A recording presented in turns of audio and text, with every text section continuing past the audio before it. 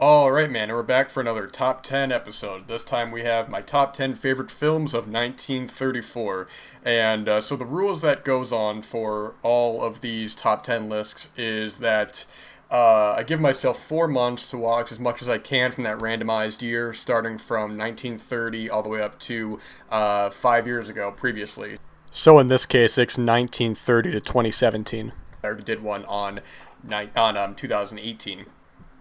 From there, the films to qualify for that list had to have been publicly seen outside of a film festival that year. So, for example, if a film played in, I don't know, like Indonesia, but didn't come to America 2 years later, then when it premiered in Indonesia, theatrically for, the public to see, then it counts for that year. Also, going for feature films only. So, I think it was 1958 that The Red Balloon came out, which is a terrific film, but that's a short film, about 20 minutes, but that definitely would have made the list. So I try to keep it to feature films, ideally about at least over 60 minutes, especially when it comes to, a lot of these older films, in the 30s and whatnot, that are just kind of, either barely over an hour or kind of just scratching above that. So I think 60 minutes is probably a general good kind of qualification for that. The previous years that I've done for this are 1998, 1958, 1956, 2018, and 2021. So at the end of this episode, I'll randomize the years again, and the next episode will be out in November of this year. So I watched 65 1934 films in a 4 month span. Hit all the ones that I wanted to. There really wasn't much that, if any, that I didn't get to that I wanted to see. I mean, you're going to discover films later. You're going to find films that you're like, oh, I wish I had seen that at that point, or, I felt differently about this now. I mean, this isn't, with all these lists, these are not concrete lists. I mean, film opinions come and go. They change over time. I was just talking about recently when I was talking about Life of Crime 2, which came out in 1998, how that probably would have made the list, but that was also when I first started doing this. That was also when I wasn't, not to say taking it as seriously, but I definitely was less on watching them than I am now. And then even something like The Girl Can't Help It, which I thought was a really great film, may have made the 1956 list. I really don't know. I mean, I kind of go back and forth on whether I like that more than Attack, which is just a terrific film. But either way, man, films come and go. This is not a concrete list, but hopefully I can give some recommendations to films that you are not aware of, or films that maybe you've heard about and you're like, oh, I've always wanted to see this, but So anyways, let's get right into it, guys. Timestamps are below, and let's kick it off with number 10. At number 10 is a film that's actually in the middle of a franchise. This is Bulldog Drummond Strikes Back. Where were you 2 minutes ago? Here, sir. Well, why didn't you summon the police? For what, sir? You sure you got the right house, sir? Oh, positive. Now, sir. What is it you want? Now, one moment, sir. This is all very highly irregular. Yes, and that body, officer, is very highly irregular. The body? What sort of body? You were saying, sir? I was saying that I was in here 3 minutes ago. Sing. Was this gentleman in this house 3 minutes ago? No, Your Highness. Proceed, sir. 2 minutes, 3 minutes, 4 minutes ago, sir. In that room, on a divan, lay a body. The body of a man who had died in great agony. But this is shocking. Too shocking for me to ignore, sir. I'm afraid I shall have to insist on you looking again. So like I said, this film is in the middle of a franchise, kind of in the way that I imagine that they don't really have any sort of linearity, or they don't really connect in any sort of way. I've only seen this film. What's interesting is that there's, I think, 5 or 6 of these films, maybe more, maybe less, I'm not exactly sure, but in this film you have Ronald Colman, who plays Captain Bulldog Drummond, and he would only play Bulldog Drummond again in the previous film. I don't know which one that was, but this started out as a couple of silent films, and then actually went on to have a couple more films after this. But anyways, you got Bulldog Drummond Strikes Back in this. This film was directed by Roy Del Ruth, who had a pretty long-lasting career, honestly. He's one of these guys who, he did a lot of silent films. I mean, you look at his filmography, and it's just tons and tons of work working in the 20s. And then he had a pretty consistent career up to his death in 1961. I mean, if you look at his filmography, he really, ends up doing a lot of TV, a lot of feature films. He really didn't slow down a whole lot, man.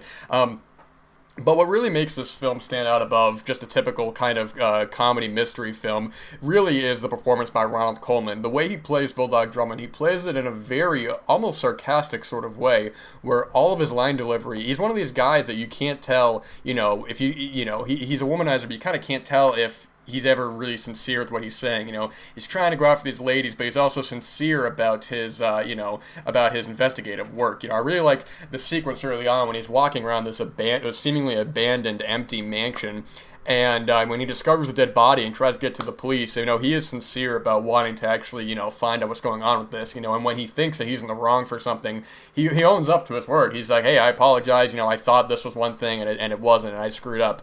But with that said, he's still extremely funny and charismatic throughout, and, I really can't compare any sort of other performances in the franchise. I think Ray Milland actually went on to play him in one of the films. I'm not sure.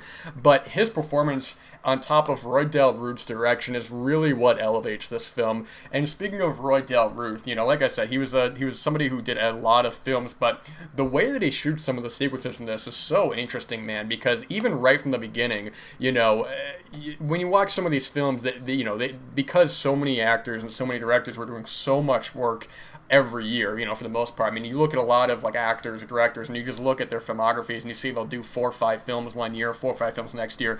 But the way that this film is handled, it goes beyond being just a standard kind of place the camera down, let the actors have their fun dialogue, and move on to the next sequence, which would be fine on its own if the dialogue was strong. So mowing the lawn out there, good God, man.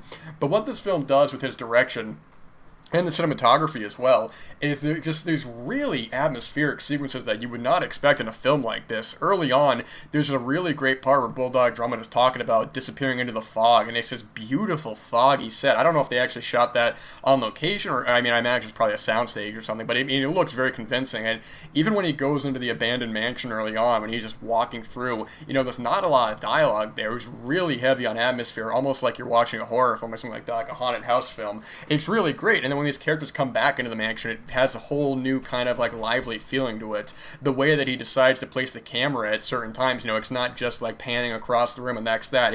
He's really moving around in the camera, doing a lot of cool things. Leading up to the conclusion of the film, man, you have a big kind of bombastic, fiery conclusion that feels dangerous, but it's also consistently funny. And that's the thing of the film as well. This film was written by a couple different writers, which I think Bulldog Drummond is actually based off a book series as well, to my knowledge. I'm not really sure about that. But it has a consistent fun quality throughout, and in part because of the performances in that. You also have some other actors like Warner Oland, who would play Charlie Chan in that long-running series of films. Actually, I watched my first Charlie Chan film for this episode. I watched Charlie Chan in London, which was this year, and it was an interesting film. he was also in Werewolf of London, which was a Universal Monster film, and it's one of these massive franchises that the Charlie Chan films that is, I think aren't really talked about a whole lot. I know you can make that's a whole other conversation right there about holding up to time and stuff, and I'm just saying that in terms of this really long running franchise, it's really, unless outside of film fans, it's really not in the general consensus anymore. But he's very good in the film as well. He plays his character Prince Ahmed, who, like most of the other characters in the film, they're all really annoyed with Bulldog Drummond. They really want him to just go away. The cops are annoyed with him whenever he's trying to kind of get somebody's attention. They really don't take him seriously because they think he's just kind of messing with them and all that. Loretta Young is also in this film as well. I don't know if she was in any of the other sequels, but she plays a love interest as well. I think they have a good charisma with each other, and by the end of the film, they actually, when they start working together, I think it actually is rewarding, But that's the thing, is that really you have an enjoyable enough film, but you have these certain elements that kind of heighten it above the rest, above just being standard studio fare. And it makes me curious to see, well, first and foremost, the other Ronald Colman Bulldog Drummond film, because he almost plays it kind of in a Clark Gable sort of way, where he has this kind of witty, sarcasm to him, but he's also, very lovable as well, much more in the same way than, you couldn't see, I don't know if I could see someone like Cary Grant in this role, because he plays that same kind of character, but he plays it so differently, whereas I feel like that's what makes actors like him and Ronald Colman and Clark Gable so unique, is because they all play variations on that character archetype, but do it in their own unique way that they don't seem interchangeable, even though I'm saying, I could see Clark Gable in this role, ultimately I think Ronald Colman does a fantastic job in it and meshes well with the other actors. I mean, for a series that I hadn't even been familiar with, I mean, truthfully not really expecting much from a kind of film like this, reading some kind of middling things online about it, I was surprised at how much I really got out of this and how enjoyable this was. It makes me curious as to what the other, how the other films in the series go, but really enjoyed this one. Would definitely recommend for any kind of, mystery or comedy fans as well. There's a lot of comedies on this list, so just heads up. But I think that with any of them that I'm going to be bringing on out from this point out, you're not going to be disappointed, if you are a fan of these 1930s comedies, especially these kind of fast-talking, really witty sort of characters. But that's number 10, Bulldog Drummond Strikes Back. At number 9, from director Max Ophuls, is Everybody's Woman.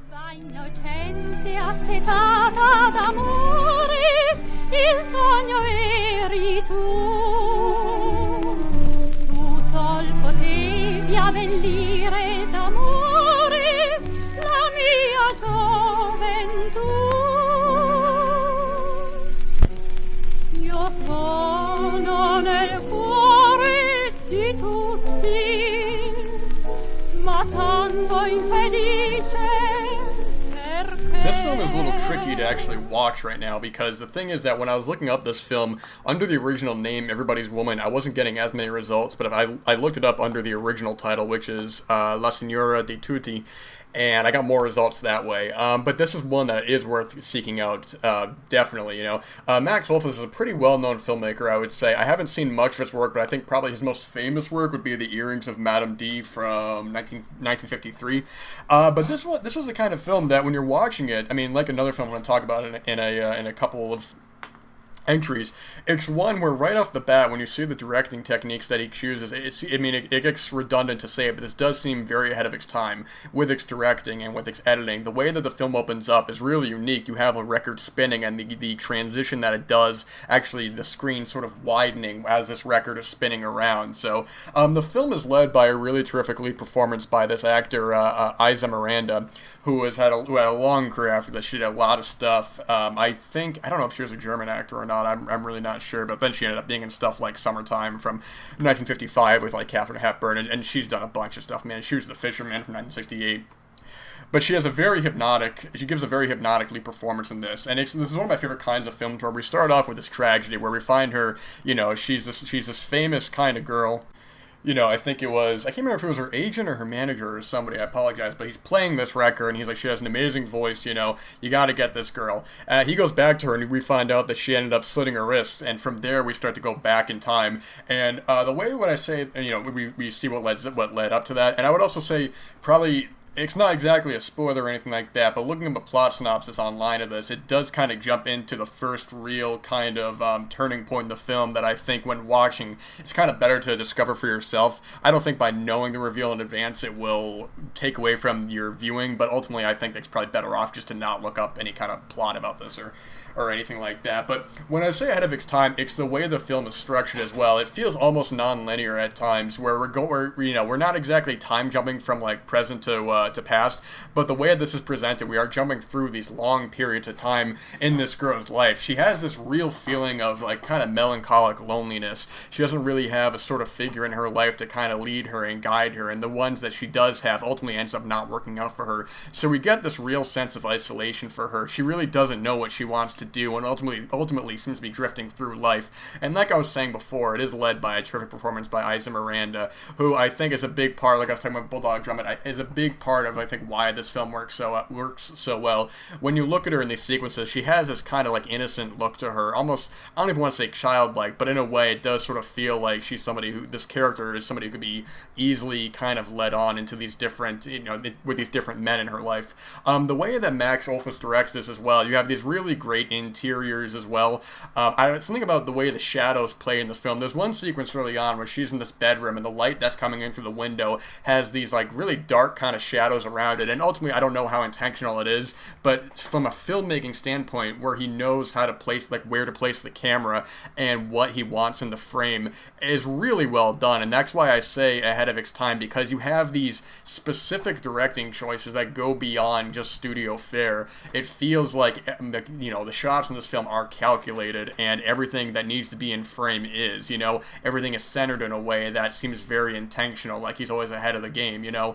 The way that this film plays out as well is always engaging. Like I was saying before with the time jumps, is that it's always moving around. I mean, this is only about an hour and a half or so, but it goes by at a fairly brisk pace, and I think that is in part because of the structure of the story as well. And ultimately, we know the conclusion, or seemingly know the conclusion, but we're still engaged with it. That by the end of the film, when it eventually brings everything full circle, it feels like a satisfying journey. You know, we actually get a better sense of the characters and where their plights are at. You know, for a director who I've always known of, but have not seen much of his work, I was really kind of taken aback at how strong his directing choices were with this. You know, what I was saying before is that, you know, without repeating myself, but he does seem like somebody who was, you know, when filmmaking was just seemingly could have just been like a gun for hire sort of situation, he does take these elements and sort of heighten them and make it really unique to stand on its own, you know. It was really cool film, man.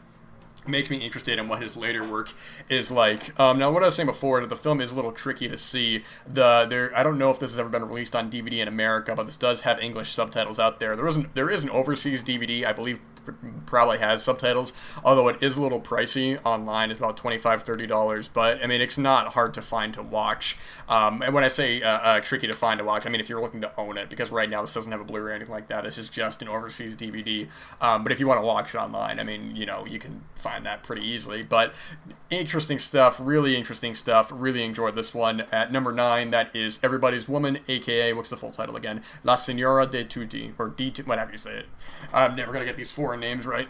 At number 8 is a film that just recently got released on Blu-ray from Criterion. It's a film that I talked about a little while ago, if you're keeping up to date with the Blu-ray episodes. This is Imitation of Life. Fiona, what's happened to my baby? I'm not black. I'm not black. I won't be black. Viola. You call me black. Jesse called me that. No. Jesse Pullman, for shame on you. Come on now, sit down on that, Miss Lamb. Oh, it's a girl.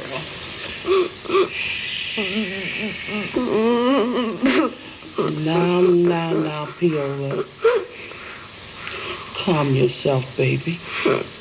You gotta learn to take it. It might just as well begin now. You apologize to Piola this minute. No, Miss B.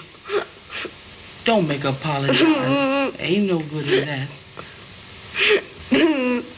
You. It's 'cause you're black. You make me black. I won't be black. So I think one of the big revelations when I'm watching these 1934 films is there are certain actors who I'll talk about later that I've discovered how much I enjoy them, man. And in this case, it really is Claudette Colbert. She had a really interesting year because she was in 3 big films that I don't know if these were the only 3 films that she was in, but the 3, big films she was in were Imitation of Life, Cleopatra, and It Happened One Night, and all of which ended up, getting nominated for Best Picture or Best, I forgot what they called it. They didn't call it Best Picture, then they called it something else. And I believe she actually won Best Actress for It Happened One Night. And when I'm watching her in these 3 films, all 3 of these performances are so uniquely different, and her range and versatility is something to be admired, man. I mean, now really, you can look at Cleopatra and go, okay, well, she's wearing a wig. Of course she looks different. But it's not just that. In this film, and I'll talk about It Happened One Night later on, spoilers, but, when you have this film, she plays a very caring, kind of loving role. Then you have a case like Cleopatra, where she's playing this sort of dominating, sensual, sultry kind of figure. And then in It Happened One Night, you have someone who, she's smart-witted and always ahead of the game, and just the versatility in these 3 alone is really something to be marveled at, man. In this film, she plays this character Beatrice Pullman, who she has her housekeeper, who also needs to be in the conversation as well, Louise Beavers, who plays this character Delilah Johnson, and they get along well.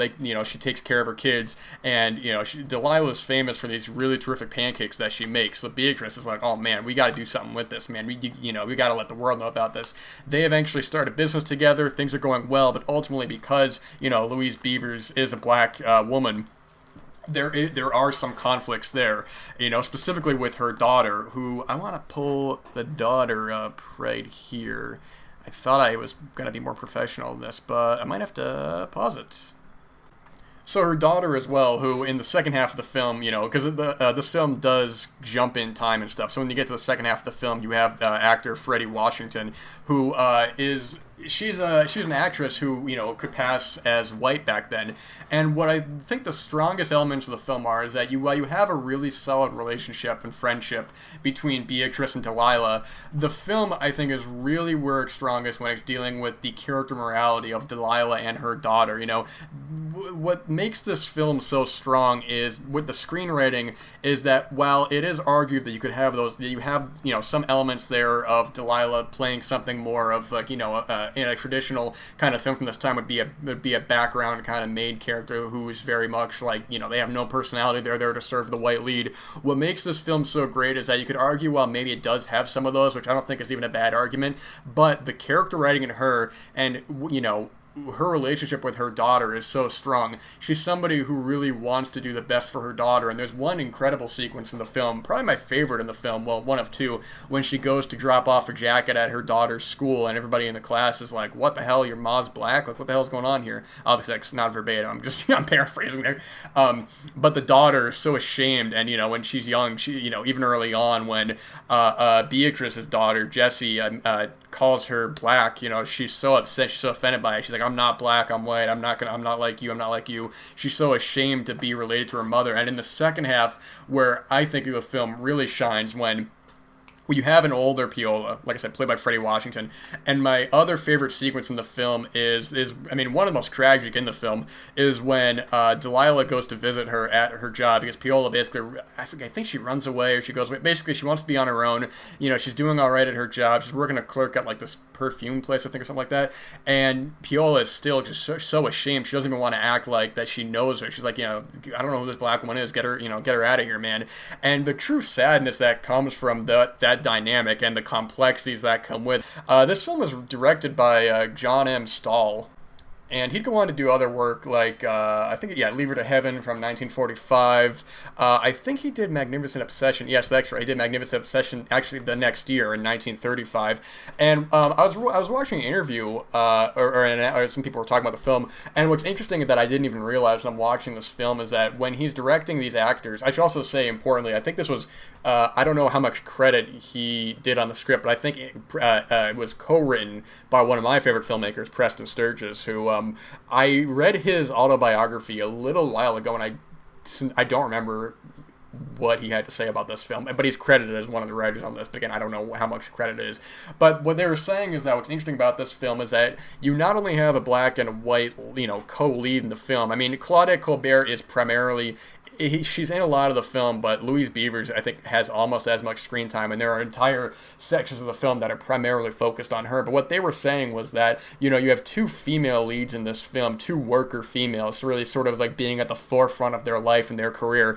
It really is it really is Beatrice and Delilah who are at the forefront of their pancake business, and Beatrice especially being really kind of like, putting her foot down, like, hey, we're gonna build a better life for ourselves, man. We're gonna actually do good, and we're gonna be good mothers. We're going to be good, workers and stuff. We're going to take the forefront, which is something that, they're not just playing the love interest. They're not playing the side character to a different lead. They are in command of, the writing here.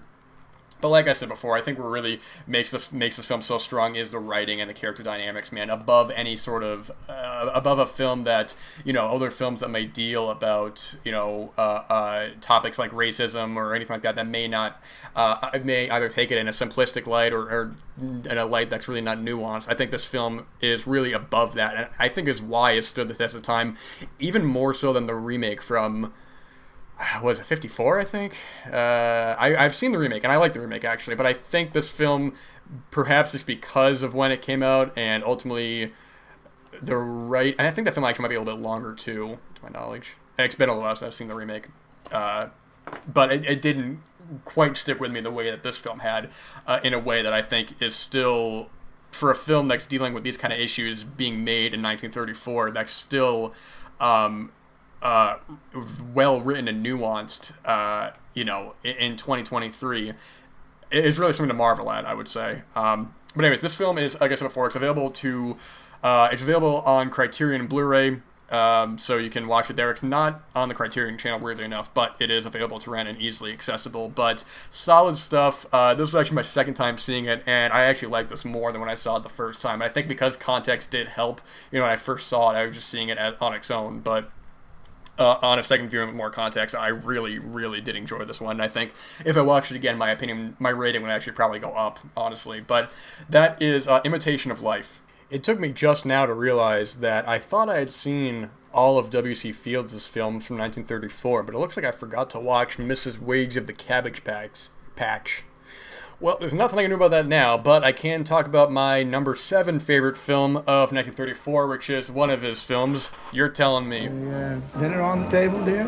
On the table and off 5 hours ago. Oh, don't exaggerate. It's only shank of the evening. 8:30. We will now give you the correct time. 8:30. When you hear the sound of the gong, it will be exactly 8:30. Take off your hat. Where have you been? Don't answer. I know what you're going to say. Down at the shop, working on an invention. He was married to Thomas Edison. You're no Edison, Sam Bisbee. No, you're no prophet, Mrs. Bisbee. If you've no regard for me, you might at least have some regard for your daughter's happiness. My daughter's the happiest little girl in the world. Her silvery laughter rings out from early morn till late at night. Yeah. Yes, very late, but not in her own home it does. Take those shoes off the table. Who was putting them on the table? As I said that, this chair will not stop squeaking. Good God, man, you think I'm going to upgrade this chair? I keep saying I'm gonna, and then I never have. Anyways, talking about You're Telling Me, man, W.C. Fields is somebody in the past couple of years who I've grown a strong appreciation for. There's another film of his that I will talk about later that was the real kind of the entryway for me getting into his work. Brian Sauer has talked about his film, specifically the film I'll talk about later, and has sung the praises of him. And I mean, it was good timing too, because a little after I was really starting to discover him, a lot of these films became a little bit more available on Blu-ray and stuff, including this film You're Telling Me, which has a Blu-ray from Kino Lorber. But what's interesting about this film and a lot of his work is the same realization that I came to with films by the Marx Brothers, is that when I was first getting into the Marx Brothers and I was watching their films, I forgot which one I had seen that really kind of led me to this realization, or that led me, that I'm watching the film and I'm like, this is not working for me at all. And comedy is so subjective that ultimately, if you don't laugh, you don't laugh. You know, like music. You know, either you're gonna get it or you won't. But I remember hearing somebody talk about how they had the same reaction to the Marx Brothers when they first had seen their films, but because these are films that have long gaps of silence, it's meant for the audience to kind of revel in. So watching it, like they were saying, watching it at home is not going to be the same as watching it in the theater.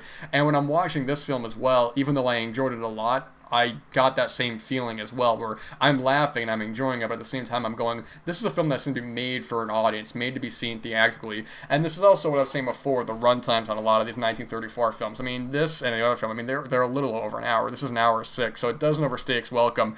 And what's great about this film, You're Telling Me, is that you have W.C. Fields in this film. He's playing a hard drinker like always. He's an inventor, which I love that, you know, they would like these kind of guys are, I'm an inventor, you know, it's like an unusual kind of career to really say, you know, to really have, and there's a charm to it that I can't quite explain that I think works so well for him. But anyways, without getting too much into the plot, because I actually do think that there are times where it does get a little too wrapped up in the plot. You know, he's trying to be a good dad, he's trying to be a good husband, but he keeps getting himself into these situations where he just is not coming out on top, man. But what's interesting that I like about W.C. Fields as a performer in these films is that he is somebody who ultimately wants to do good and is a very likable person, even if no one around him is really appreciative of him. Like, there's just some great moments in the film where you know, even though he's a hard drinker and stuff, and he's, you know, acting like, you know, crazy and all that, he is still a good guy. And this film, and, you know, the films of his that I've seen, they all are really based on these comedic sequences more so than a heavy plot. I mean, I was saying before, it gets a little wrapped up in the plot. I'm not saying there's like a deep plot or anything like this. I'm just saying that if I did have a problem with the film, is I do think that there are gaps of time where it is focused on something else that is away from the comedy that I don't think is very necessary. But the scenes with Fields in it are where it shines. I mean, whenever he's on screen, his physicality, without getting too big or too broad,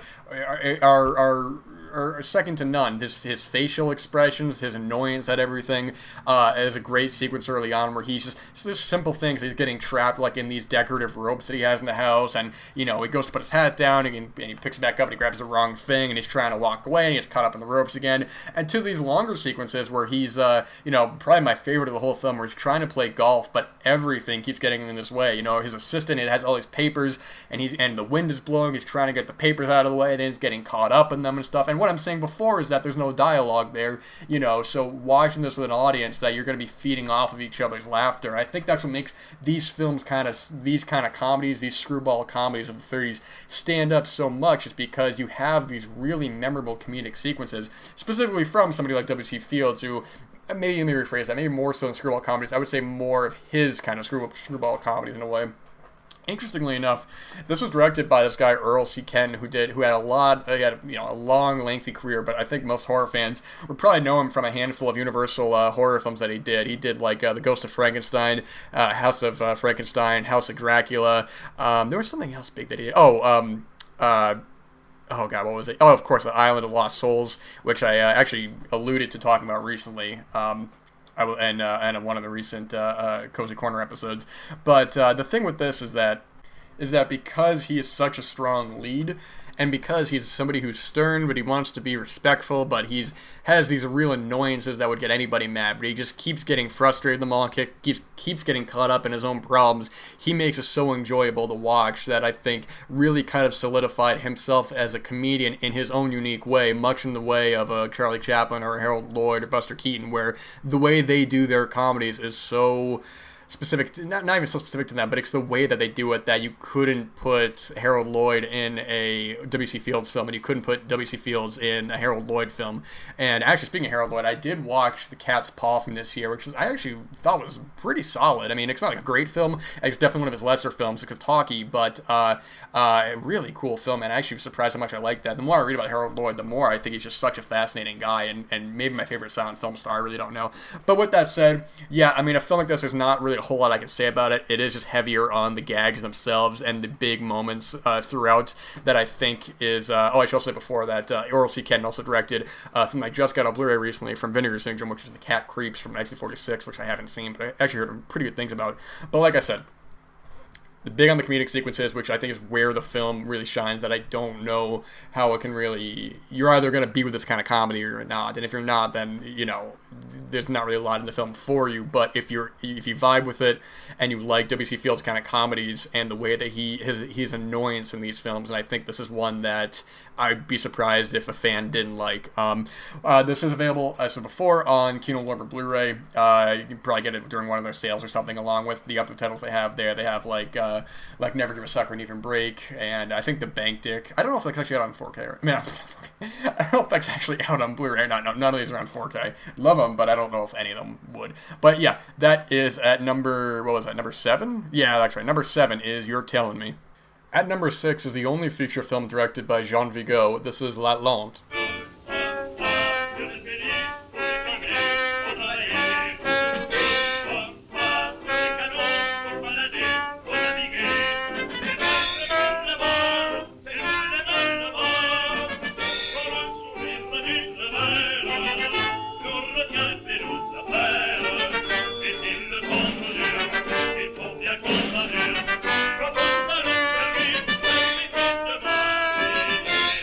So before this film, Jean Vigo had directed a couple of short films. He directed Propos Denis, Teddy, and Zero for Conduct, all of which I've not seen, but those films and La Lande are available in a Criterion Blu-ray box set. But nonetheless, this film in particular was the first work I'd been exposed to of his. This film and his previous shorts have had big influences on filmmakers like Francois Truffaut and Martin Scorsese, and there's actually on YouTube a good 20 or 30 minute back and forth between Eric Romer and Francois Truffaut. Truffaut looks young in it, so I don't remember if it said when it was filmed, but he talks about when he had seen Vigo's early work and had seen La Lande, and talks about seeing this in correlation with a film like Tony from blanking on the name, Jean Renoir. Actually, I want to say Jean Vigo. That's him, you know. Anyways, but La La Land. Yeah, this film again, it really kind of took me aback in the way that I was talking about Everybody's Woman. Is that right off the gate, you know, you're watching this film and the filmmaking techniques that he decides to do, and it really takes you aback. For one, this has a great back and forth between these two leads, Dita Parlo and Jean Dusty. And actually, funny enough, talking about Truffaut before, is that Jean Dusty would actually go on to work with Truffaut later on when he acted in. The Man Who Loved Women, and he was also in Z from 1969.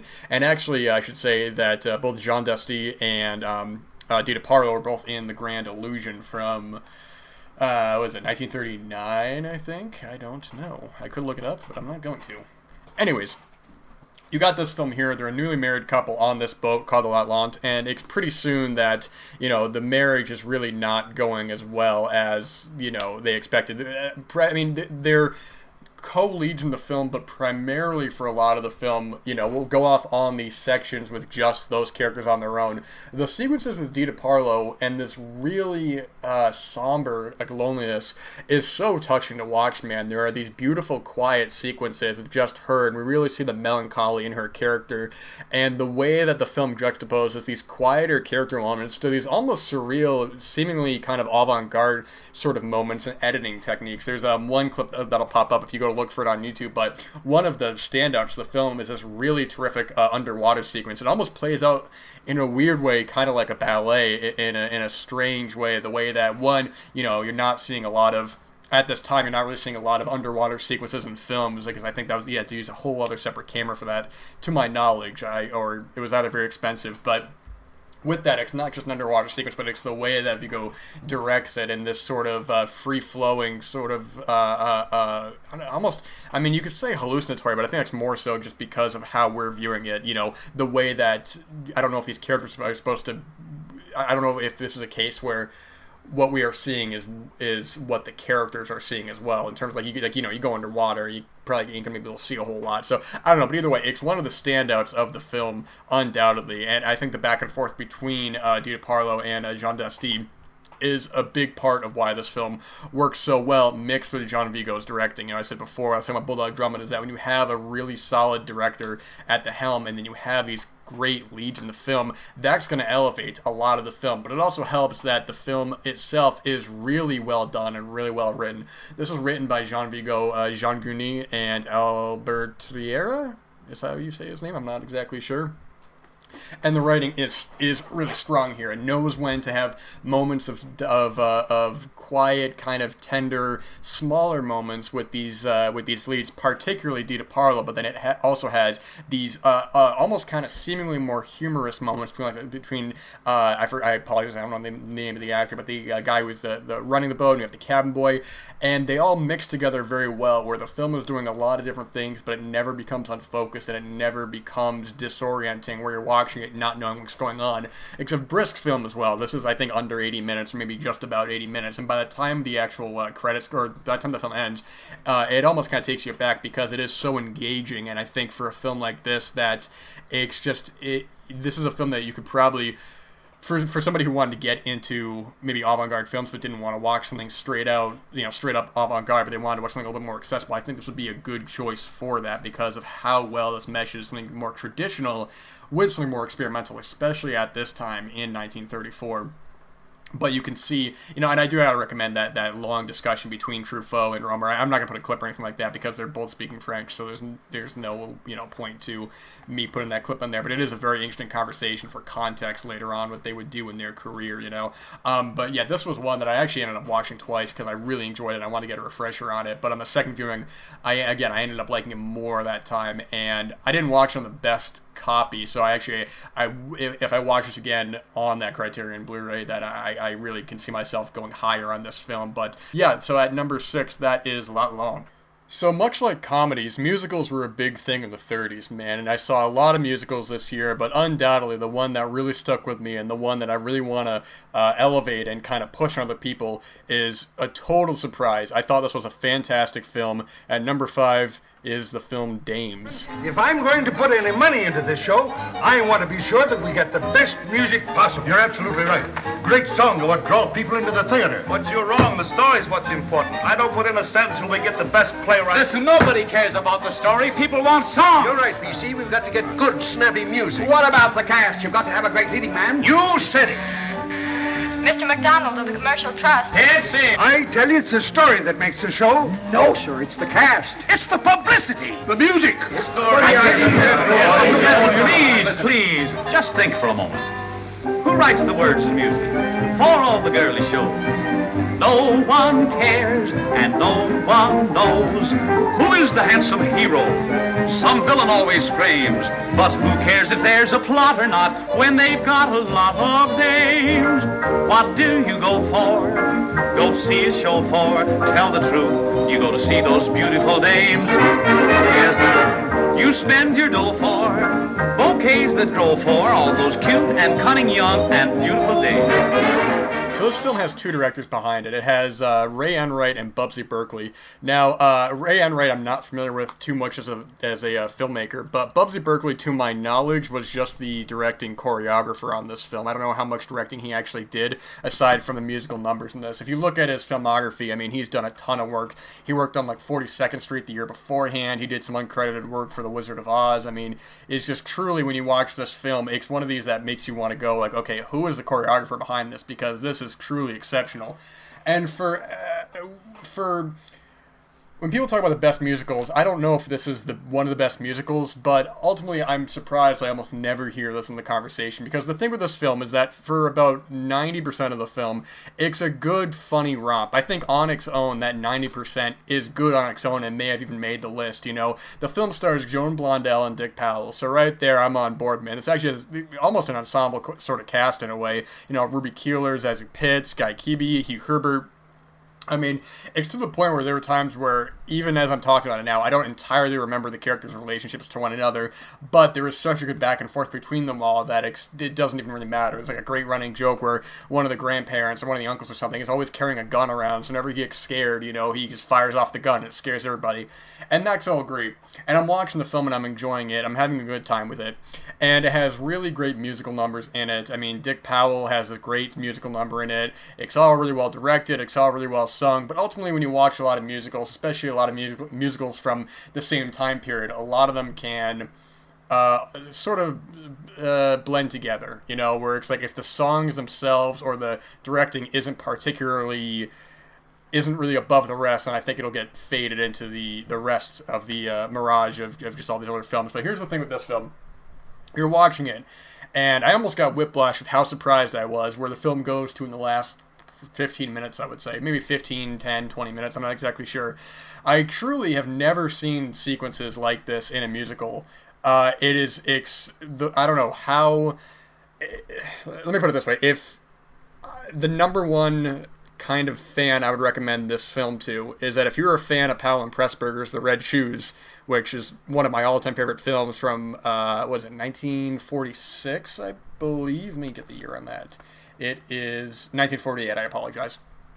But you watch that film and you get to the sequence halfway through, which is the big standout sequence in the film, the big musical ballet number, where although the people in the audience are watching on a stage, it transcends that. It becomes this whole big act, this surreal kind of big just ensemble, and then because you're like, oh my god, you know, you watch that, and I still hold by, that's one of the best sequences in any film I've ever seen. But where this film goes to in the last 15 minutes, it is so, you cannot take your eyes off the screen, man. It is so almost experimental, the way that they're doing some of these camera tricks. It's this whole entire big piece, and you can't take your eyes off the screen, and when you think it's done, it just keeps going. And truly, I'm watching this film, and it'd be one thing to have a really great finale, you know, that's fine and all that, but for a film that I was already enjoying, to have one of just the greatest third acts I think I've ever seen in a film in terms of juxtapositioning the rest of the film, because on its own, the rest of the film is very good, and it is very funny. There's There's plenty of quick dialogue, the characters bouncing off one another, solid musical numbers, but really when you get to that ending, it almost kind of overshadows the rest of the film, for better or for worse. I think that if the rest of the film wasn't already, a solid musical comedy, then you'd be talking about, oh, this is a pretty good film with a great ending. But the thing is that it's a good film with a great ending. And the fact that I've almost never heard this in the general conversation when people talk about the best musicals, the best musical sequences, I would say the last 15 minutes of this is up there with the ballet sequence in The Red Shoes in terms of directing, choreography, pure spectacle. You look at the amount of extras that they're using in this, and it's sort of like, I don't even know how you would choreograph something like this. This is completely insane. And that's why you see like Bubsy Berkeley's filmography. And he was primarily a choreographer. I know he directed a handful of films as well. I think may have even directed as many films as so he directed, technically, it says 31, but but this is his second film that he is credited as a director. He'd do a lot of other musicals and Broadway kinds of films, like, Ziegfeld Girl, Lady Be Good, Babes on Broadway, like Annie Get Your Gun. So he ended up, I don't know how much work he did on that one, but either way, I think that a big part of it is where it goes to, because it is so enjoyable. And I think especially watching on a big screen with an audience, it's sort of like if you're in a giant theater, you have this giant screen that is like this beautiful black and white photography. You just cannot take your eyes off the screen, man. It's truly, and not even just that, man, just some of the directing choices that they do in the film. There's a great sequence where, Dick Powell is singing and, the camera pans in and the desks, kind of roll off to the side. The directing on this is so top-notch. I don't know what sequences are credited to Ray Enright and which are to Busby Berkeley. I'm sorry, what did I say? Bubsy Berkeley? I can't say that name. But either way, just solid direction throughout. This was a total surprise, man. And I think a part of it not being as talked about is probably availability. This does have a DVD. This isn't on Blu-ray, but on Amazon, for whatever reason, it's listed very expensively. But if you go on eBay, you can easily get a copy of this for under $10, man. This is truly just any fans of musicals, any fans of especially The Red Shoes. It's sort of like you really got to get on this, man. This is truly just just an amazing film, man. It's incredible stuff, amazing directing, really, really got a lot out of this. I think of all the films that I watched for 1934, this was the one that truly, shocked me the most, or in terms of, wow, how is a film that is this strong, not in the general consensus? And ultimately, like I said before, I think it might be because of availability, but I think if, a company, I don't know if this is a Warner Brothers film or not, but either way, I think if this got a new Blu-ray and got a new restoration or something like that, I think we could definitely get more eyes on this. But yeah, keep an eye on that one for all musical fans, man. Really fantastic stuff. That is Dames at number 5. Alright, man, at number 4 might be the most famous film of 1934. Well, this and another film I'll talk about later, but this is my third time seeing it, and every time I watch it, I like it more and more. This is The Thin Man. Tommy, this is Nick Charles. Hi, Tommy. How do you do? Let's have another glass. He worked once on a case with my father. Yeah, some nut wanted to kill him. How is your father? Oh, that's what I came to ask you. He's disappeared. Now, don't say that, darling. He's just away somewhere working. Well, I can't find him. I've tried everything. I thought you might know. I don't know anything. I've been in California for the last 4 years. So what about his lawyer? Used to be some bird by the name of Macaulay? Herbert Macaulay. Well, I tried him once. Why don't you try him again? Here's a nickel. Thank you. I'll be right back. She's got me worrying, too. Oh, you mustn't worry about him. Mind you, he's a great guy, but screwy. Yeah, man. So I saw this a couple years ago for the first time, and I liked it quite a bit. I thought it was a fun kind of comedy mystery film, and then I had seen it again and liked it even more that time, and then watching it again for this list really just kind of showed how strong of a film this is. A big part of this film, like I was saying before with Bulldog Drummond Strikes Back, is that, with the same kind of material, I think a lesser filmmaker and lesser actors would make an enjoyable enough film, but when you have certain elements, like in this case, you have 3 great elements, all right? And their names are W.S. Van Dyke, William Powell, and Myrna Loy. The chemistry between William Powell and Myrna Loy is unmatched. It's one of the greatest on-screen duos I've ever seen, and to hear that they were pretty much just like, as they are when they were filming it, they got along, ended up being in, I think, all of the sequels, which this film has 6 films in total, and I've actually not seen any of the sequels, man. It's just funny because every year, or at least I think every year, TCM shows a marathon of all 6 of them, and for whatever reason, I only ever watched the first one. I don't know why, but the great thing is that I think all 6 are actually available on Warner Archive Blu-ray. I know for a fact the first one is, and I think most of them are. But for any kind of crime and mystery, especially any kind of 30s comedy fans, this one really is essential because you have this film which is based off the Dashiell Hammett novel. And Dashiell Hammett, I read some, what's the word I'm looking for? Some conflicting reports.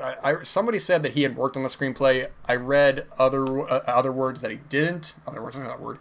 I don't know how much he actually worked on the screenplay or not. But either way, it's based off his novel, and Dashiell Hammett also wrote like The Maltese Falcon, which was later adapted into the Bogart film. And I haven't read. Obviously, I haven't read the novel or anything like that. And actually, funny enough, when it comes to the sequels, they're all called The Thin Man, but The Thin Man is specific to this film, which is the murder victim. But when you go on this adventure with these two characters, it is so enjoyable, the chemistry between William Powell and Myrna Loy. They bounce off each other like no one else, man. It's truly, every time they're on screen together, is something else. And both the actors, I think, are great in their own right. William Powell, I think, a couple of years after that would be in My Man Godfrey, which eventually got remade, and his performance in that is great, because the nuance that he has in that film and that he has in this film is what I was talking about earlier with Claudette Colbert, where you watch him in that film and it almost seems like, obviously a different kind of character, but the way that he's more subdued and pulled back in that film. But in this, he's very sarcastic, he's very fun, he's very funny, he gets humiliated, and then, that chemistry that he has with Myrna Loy, who's great in her own right, it's just untouched, man. I really think that a big part of why this film, and presumably why the sequels, I don't know, the quality of the sequels, or at least the general consensus kind of quality of them, of the sequels. But either way, the fact that they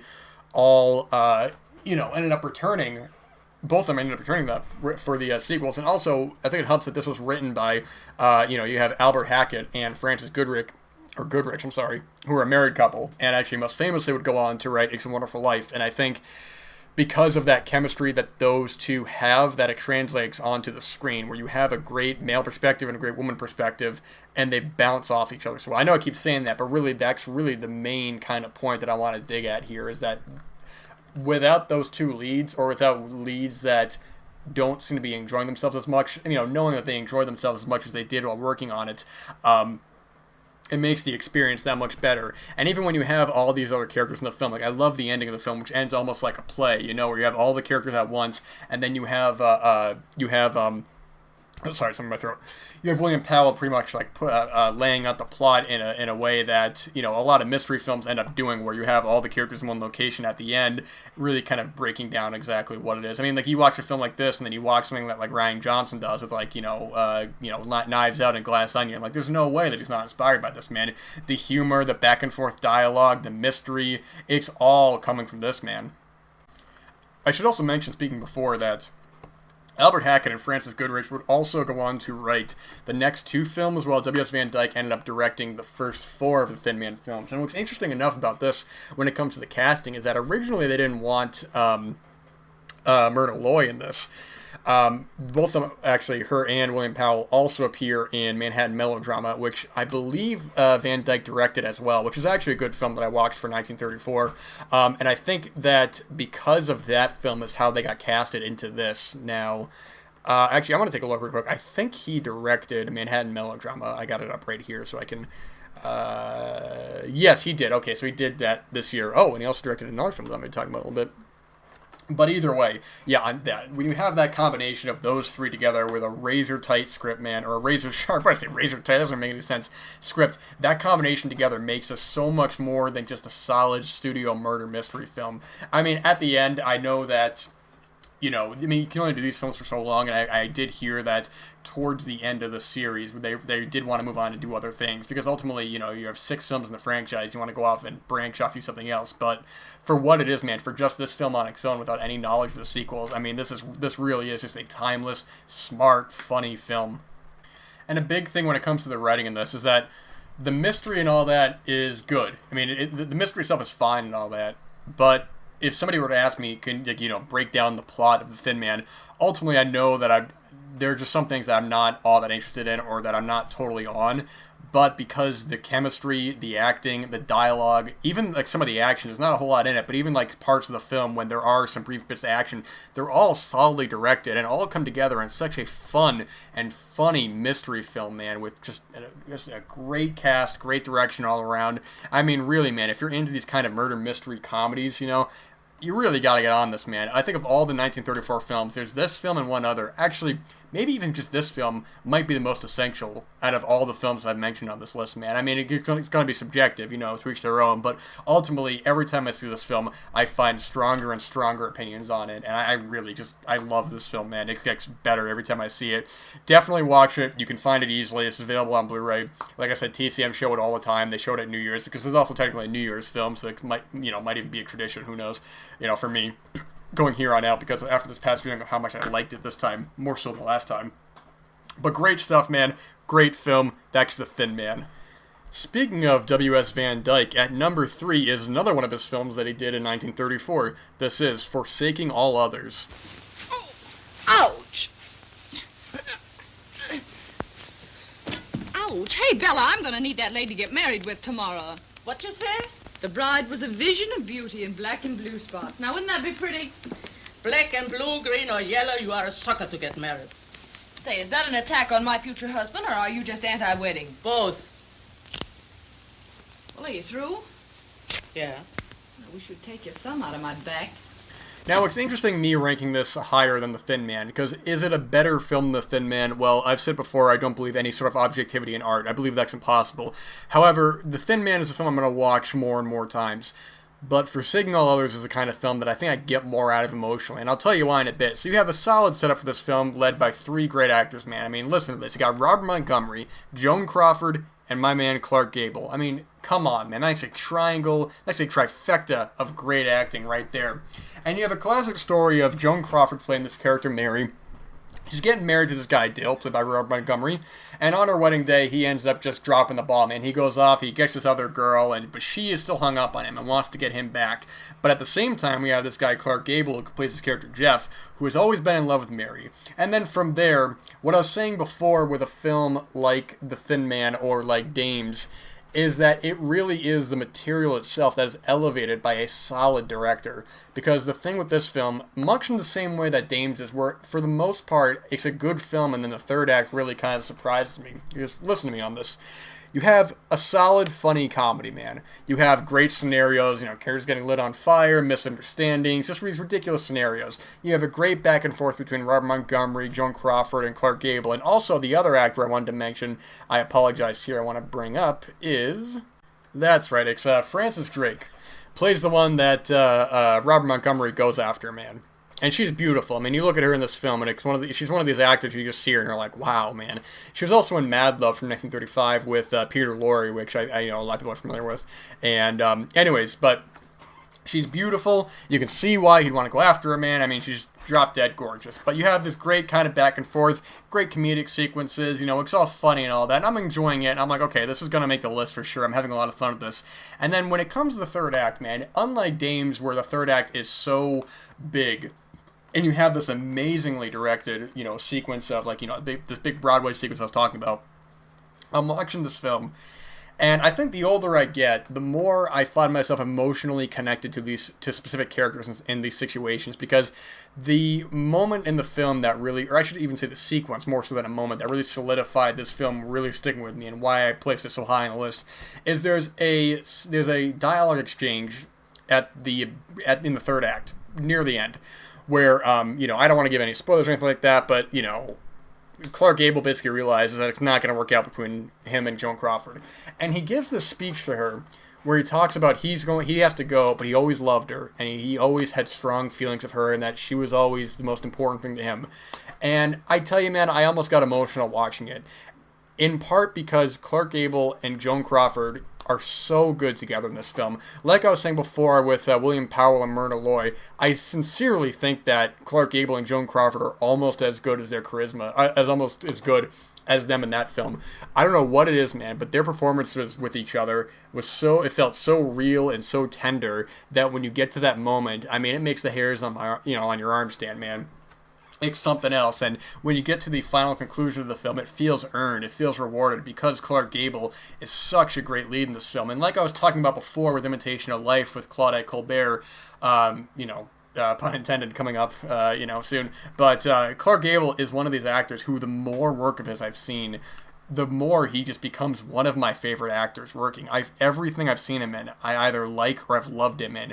Even a film like, I don't know because I've seen like Mutiny on the Bounty from 1935, he's solid in that film. Or even a film I watched for 1958, Run Silent, Run Deep. He's great in all these films, and he's such a charismatic, just enjoyable leading man.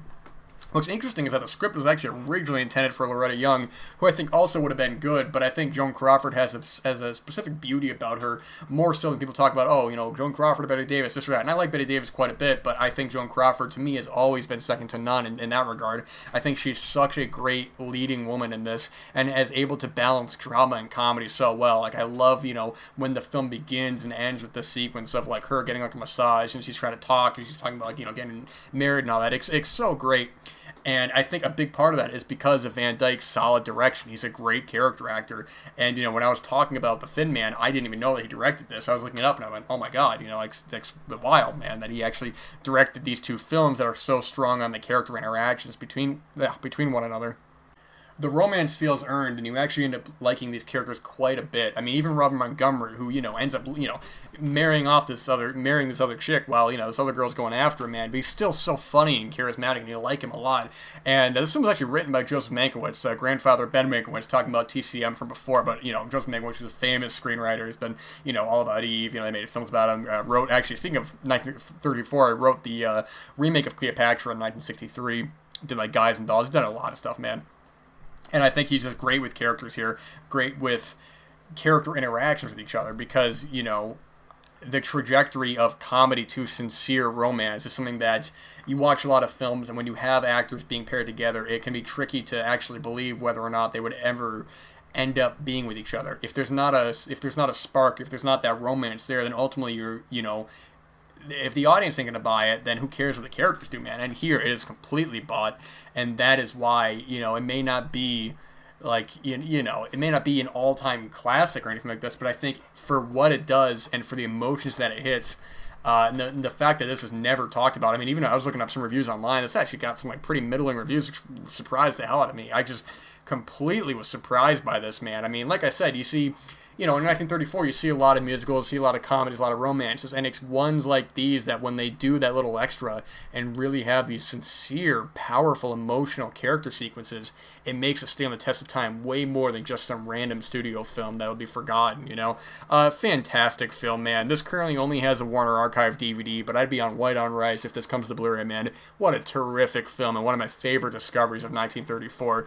That is Forsaking All Others. So number 2 and number 1 are actually both comedies. Like I was saying before, there's a lot of comedies, a lot of musicals, a lot of romances in 1934, so it's not too surprising, but this is the first time that I've had not one, but 2 comedies take the top spots on one of these list episodes. And bringing it back to W.C. Fields, which is my favorite film of his, this is It's a Gift. Open the door for Mr. Muckle!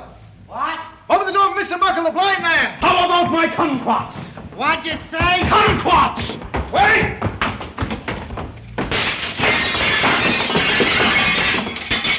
Merciful heavens. Wait a minute. It's all right. You got that door closed again, huh? I'm awfully sorry. Come on, this way. Don't do that. What's that? It's all right. Think nothing of it. Just a little glassware. What?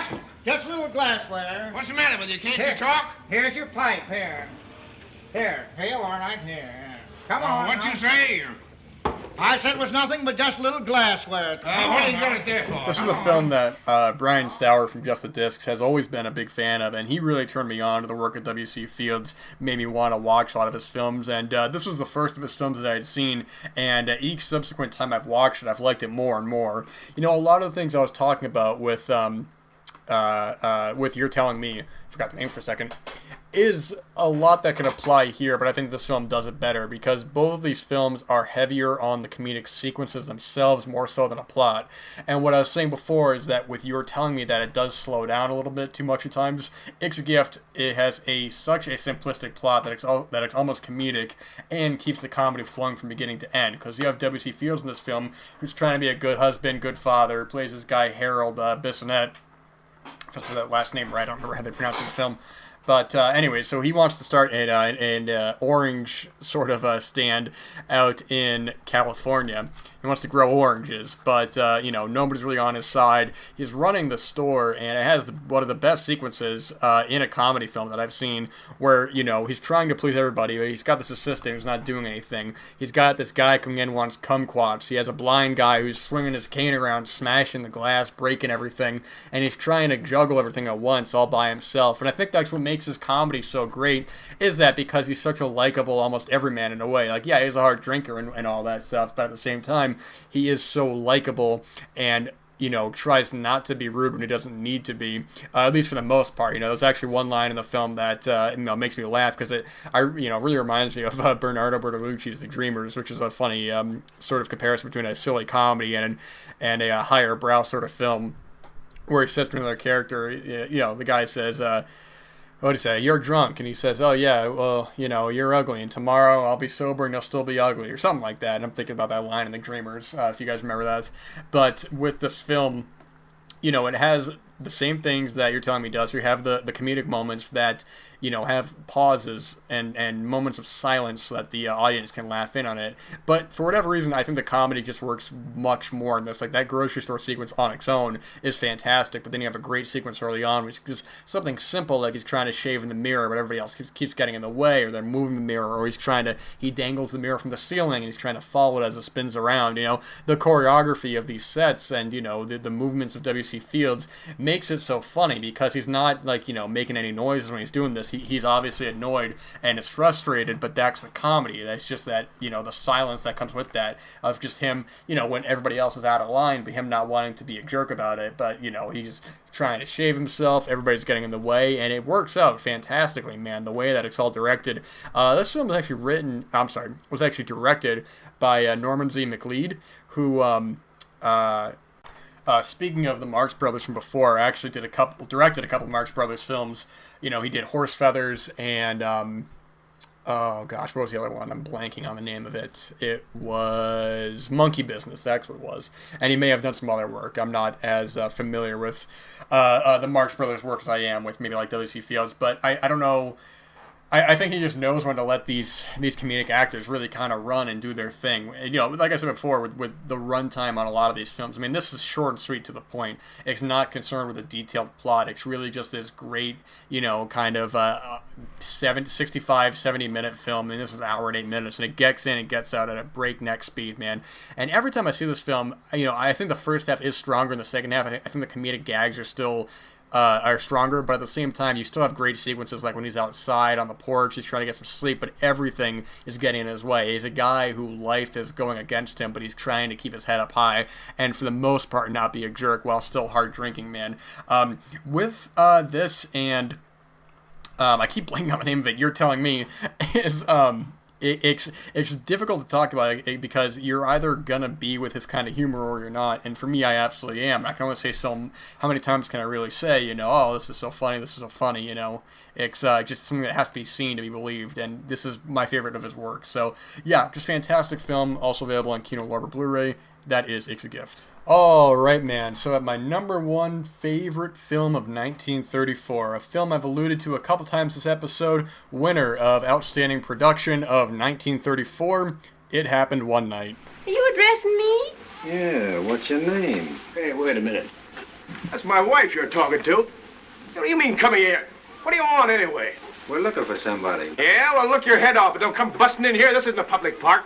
I got nerves to take a sock at you. Take it easy, son. Take it easy. These men are detectives, Mr. Moore. I don't care if they're the whole police department. They can't come busting in here shooting questions at my wife. Now, don't get so excited, Peter. The men just ask you civil questions. Oh, is that so? Say, how many times have I told you to stop butting in when I'm having an argument? Well, you don't have to lose your temper. You don't have to lose your temper. That's what you said the other time, too. Every time I tried to protect you. The other night at the Elks dance, with that big Swede made a pass at you. He didn't make a pass at me. I told you a million times. Oh, no, I saw him. Kept pawing you all over the dance floor. He didn't. You were drunk. Ah, nuts! You're just like your old man. Once a plumber's daughter, always a plumber's daughter. Then an ounce of brains in your whole family. Oh, Peter, why you've got fathers? I won't stand here. Ah, shut up. Now you see what you've done? Sorry, Mr. Warren, but you see, we've got to check up on everybody. We're looking for a girl by the name of Ellen Andrews. You know, the daughter of that big Wall Street mug. Yeah, well, it's too bad you're looking for a plumber's daughter. Quick, baller! Quick, baller! I told you they were a perfectly nice married couple.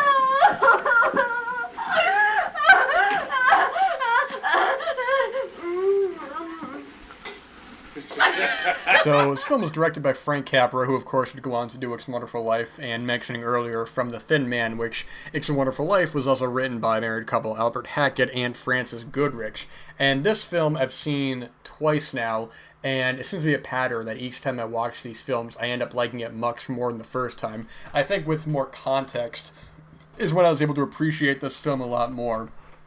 You know, I talk about the charisma between Myrna Loy and William Powell, but here I think Clark Gable and Claudette Colbert are almost as strong, sincerely, man. I mean, the thing is that watching these films for this episode, it made me appreciate much more how diverse and how much range these two have as actors. You know, I was talking about Claudette Colbert being in 3 films that are actually both nominated for Outstanding Production, Cleopatra and Imitation of Life.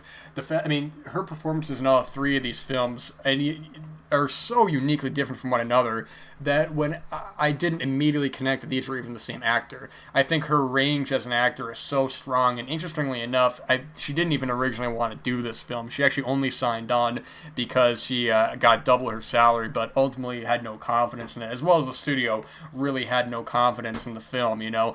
But I believe it was after its initial run, when it came back to theaters, is when word of mouth really started to spread, and ultimately at the Academy Awards that year, they ended up taking all 5 of the big Oscars, which are, you know, Best Picture, Best Actor, Actress, Screenplay, and Director.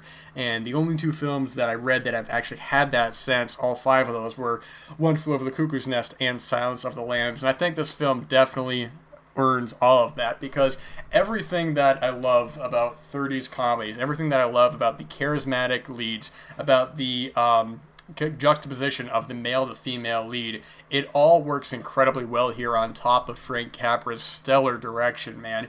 Clark Gable and Claudette Colbert work so well off one another, and Clark Gable's kind of sarcastic, witty one-liners, sort of like quick dialogue, it works so well off the 2 of them. They have so many great sequences with each other of just them talking, where the dialogue is like rapid fire back and forth. You know, maybe not quite like a Howard Hawks film in terms of the speed, but in terms of the wittiness of it, of them just constantly one-upping each other one after another. Even moments in the film, like when they're trying to get a car on the side of the road, you know, and Clark Gable can't get a car, but Claudette Colbert, you know, pulls the skirt up on, exposing her leg, and gets the car to pull over. You know, definitely kind of riding the line between what the Hays Code was allowing and was not. And I assume this film was made before the Hays Code fully went into effect. You know, I really don't know the time frame on a lot of these things, and which films are technically under the Hays Code and not. I mean, you watch a couple of films from 1934 and it'll say at the beginning, you know, this film has been approved by the Hays Code, all that. And funny enough, speaking of Robert Montgomery from earlier, that this film was actually originally meant for Robert Montgomery and Myrna Loy, which I think would have actually been a pretty good second choice. You know, I think between them or Clark Gable and Claudette Colbert, I mean, I'm more in line to say those 2 would be preferred, but ultimately because we have the final product more so than a fictional scenario. But ultimately, I think they were both, all 4 of them, you know, were doing great work this year that I don't think it would be that big of a leap between Myrna Loy and Robert Montgomery. The script on this, by the way, is razor sharp, man. Like I was saying before, I mean, this was written by Robert Riskin and Samuel Hopkins Adams, and their dialogue back and forth is great. Any kind of moments they have with one another, whether at the dinner table or whether they're hiding from the authorities or anything like that, it all works out so well, and they make for such a great duo that really the entire film is elevated because of their chemistry with one another. That seems to be the trend for a lot of these films, like I'm talking about with films like this or Thin Man, where you have a good film, but when you have great leads like this, and great romantic leads as well, where you can actually buy into it, where by the end of this film, when you really start to feel, you know, the romance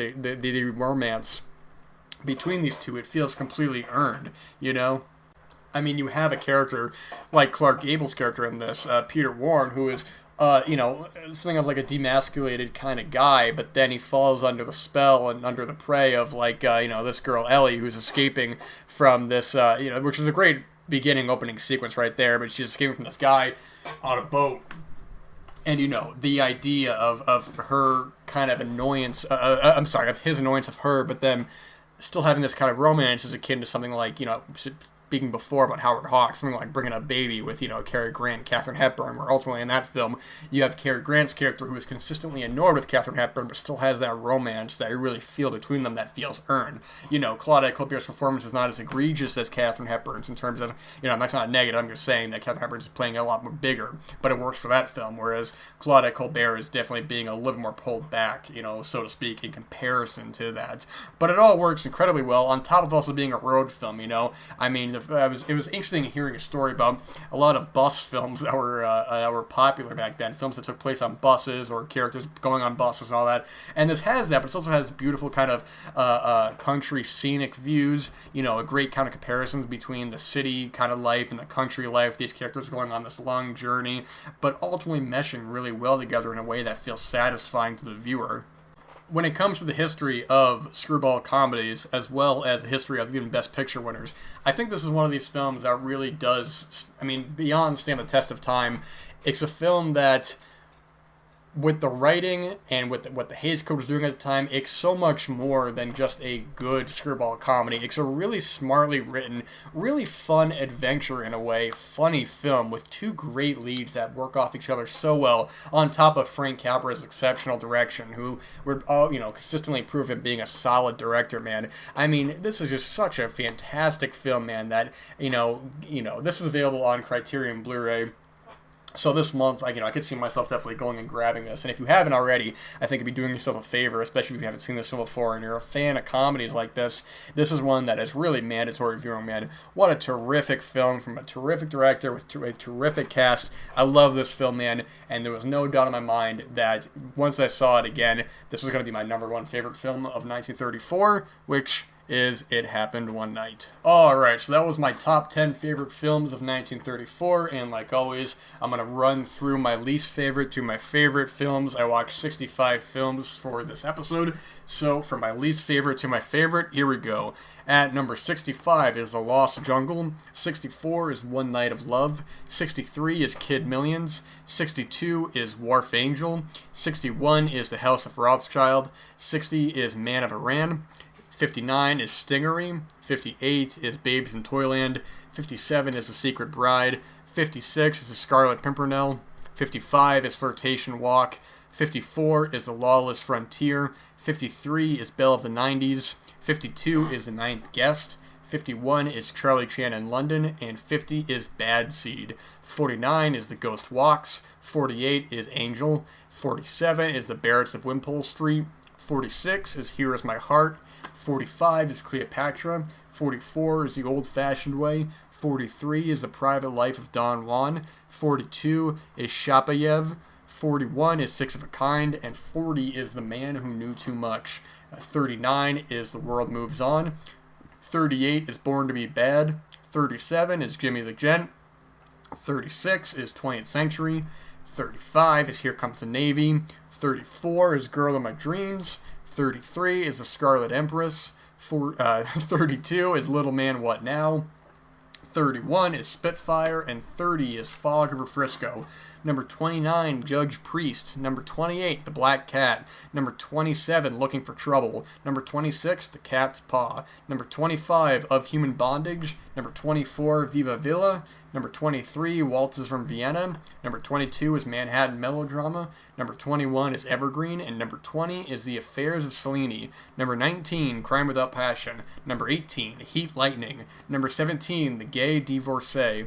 Number 16, There's Always Tomorrow. Number 15, Our Daily Bread. Number 14, The Goddess. Number 13, Woman in the Dark. Number 12, The Kidnapping. And number 11, Masquerade in Vienna. And the top 10, once again. Number 10 is Bulldog Drummond Strikes Back. Number 9 is Everybody's Woman.